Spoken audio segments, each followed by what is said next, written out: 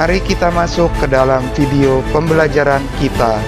Apa artinya Bapak Apostolik? Nah, secara sederhana, istilah atau bisa dikatakan gelar juga ya, kita simplifikasikan sebagai gelar aja. Nah, gelar Bapak Apostolik itu bermakna bahwa mereka adalah para pengajar iman atau para penerus paradosis atau penerus tradisi dari para rasul yang hidup sejaman dengan para rasul. Nah, Santo Irenaeus sendiri dan juga sebagian besar Bapak Apostolik itu hidup semasa dengan Rasul Yohanes, Rasul terakhir. Rasul yang dalam pengajaran fundamental kita itu adalah Rasul yang dikasihi oleh Sang Mesias, di mana dia diperkenankan untuk menerima wahyu, kitab wahyu di Pulau Patmos. Nah, oke, kita lanjut langsung ke topik ini. Nah, apa yang dibela oleh Bapak Apostolik mengenai kebenaran gereja yang satu, kudus, Katolik, dan Apostolik ini? Yang dibela oleh Santo Irenaeus ialah soal kepenuhan tradisi apostolik itu ada di mana.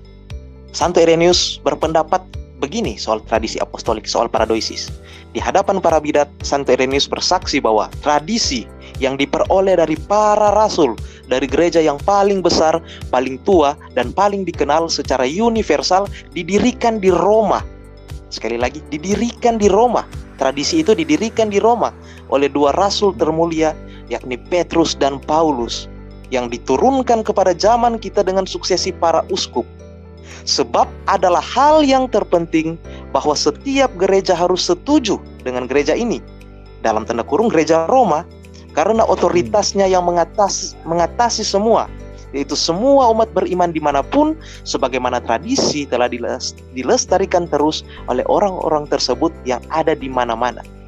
Artinya di zaman-zaman yang akan datang pun, maka kebenaran Kristiani itu, patokannya itu adalah otoritas gereja Roma. Sehingga jika di abad-abad kemudian, khususnya di abad ini, jika gereja Roma mengajarkan A, otomatis itu adalah kebenaran. Jika gereja Roma mengajarkan B, itu otomatis adalah kebenaran.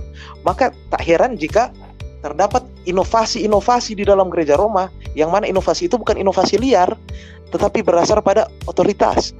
Orang yang mengaku umat dari gereja apostolik harus taat dan patuh terhadap otoritas gereja Roma, yang merupakan pusat atau sentralitas dari pemenuhan tradisi apostolik. Dalam hal ini tradisi agung dari dua rasul termulia, Petrus dan Paulus. A few moments later. Santo Irenaeus dari Lyon, hidup tahun 130 sampai 202 Masehi. Santo Irenaeus menegaskan bahwa orang-orang itu tidak perlu mencari kebenaran di luar gereja, karena di dalam gereja sudah terdapat harta yang diwariskan oleh para rasul mengenai kebenaran.